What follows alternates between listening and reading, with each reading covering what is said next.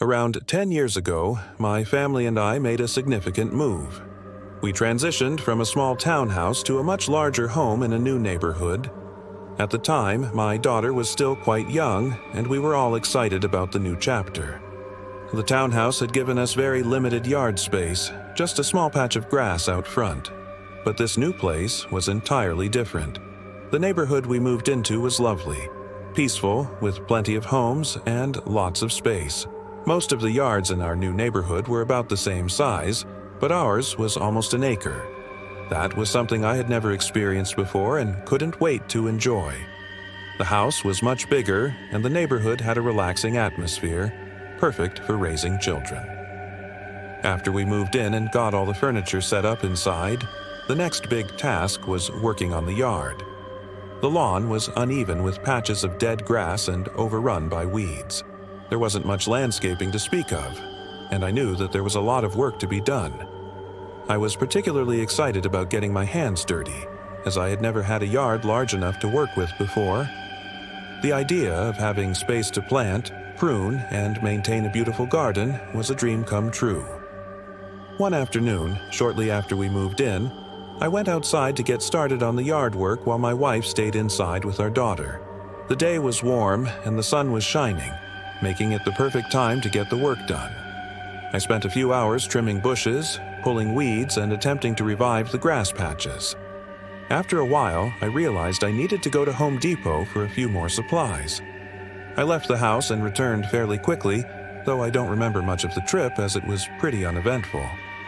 When I got back, I headed to the backyard. From there, I had a view of part of the street in front of our house. It was a quiet street, mostly residential with very little traffic. I didn't think much of it when I saw a car pull up and park on the side of the street, between our house and the neighbors. What caught my attention was the man who got out of the car and walked straight onto our property. He seemed to be just standing there, looking around. I didn't recognize him. I had met the neighbors on either side and across the street, but this guy was not one of them. I watched him for a moment as he just stood there, looking around. Then he began walking slowly toward me. It was strange. I didn't know what his intentions were, so I decided to approach him. I started walking toward him, but as I got closer he turned abruptly and quickly walked behind the house, out of sight. I thought maybe he was just leaving, but I wasn't sure. I walked faster and made my way to the front yard, hoping to catch a glimpse of him. But when I got to the front, he was gone. I thought he might have gone to the front door to knock, so I checked, but he wasn't there either. I went inside to ask my wife if anyone had entered the house while I was outside. She said no, which made me feel a little better. Still, I felt uneasy. I went back outside and started checking around the front yard and then moved into the backyard. But I didn't see any sign of him. I started to wonder if maybe he had just been walking through the area, but the whole situation felt off. His behavior was strange, and I didn't know what to think of it. I eventually decided to return to my work, but I kept an eye on the street for the rest of the afternoon. Hours passed, and I noticed that the man's car was still parked out front. I continued working, not thinking much of it, until, out of nowhere, I heard something behind me. I turned around, and to my shock, the man was standing about 50 feet away in the backyard. He was just standing there, looking at me. I called out to him, asking what he was doing, but he didn't answer. I started walking toward him again, but as soon as he saw me moving closer, he quickly turned around and walked back into the trees along the edge of the property. I hurried over to that area and started calling out for him again, but there was no response. I searched for a few minutes, but I couldn't find him. At that point, I figured he had left the property, and I went back to work. Not long after, I heard a car door slam shut.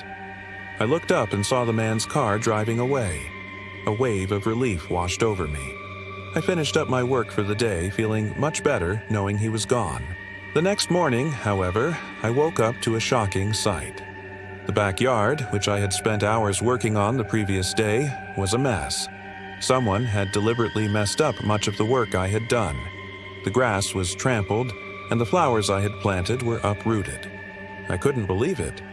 My first thought was that it had to be that same man, although I had no proof. I was furious. I had to redo a lot of the work, and after that, I decided to install security cameras around the yard to make sure nothing like this ever happened again. Thankfully, the man never returned, and that strange encounter remained a mystery. A few years earlier, when I was in high school, I went on a field trip to a history museum with my class. The class was about 30 students, and there was one student in particular whom I didn't get along with at all. His name was John. John had a reputation for being a troublemaker and a bully. During my freshman year, I had been assigned to work with him on a project, and he had treated me terribly. That experience left us as enemies, and we seemed to have classes together all the time. I had heard that John had been suspended for punching another student, but I didn't want to fight him. I was on the baseball team and didn't want to get into trouble. We took a field trip to a history museum, and after spending some time inside, we were allowed to roam around. One exhibit that caught my attention was a model of an old town, which was behind a glass wall with a low railing. I was leaning over the railing to get a better view when, out of nowhere, John pushed me from behind. I fell over the railing, landing right next to the model town. Fortunately, I wasn't hurt, but I knocked over a few of the buildings. I was embarrassed, and when I looked up, I saw John laughing from across the room. I was furious, but didn't want to escalate things. The museum employee yelled at me and told me to leave the exhibit. I tried to explain that I had been pushed, but she didn't seem to believe me. Later, I found out that John had stolen a hat from the museum's exhibit. He had posted a Snapchat story with a picture of himself wearing the hat. I was shocked, but knowing John, it didn't surprise me. The next day, my history teacher announced that someone had stolen a hat from the museum, but nobody knew who had taken it. I knew it was John, but I didn't want to make a scene in front of the class. However, I later found the stolen hat hidden in my locker. I realized John had planted it there to frame me.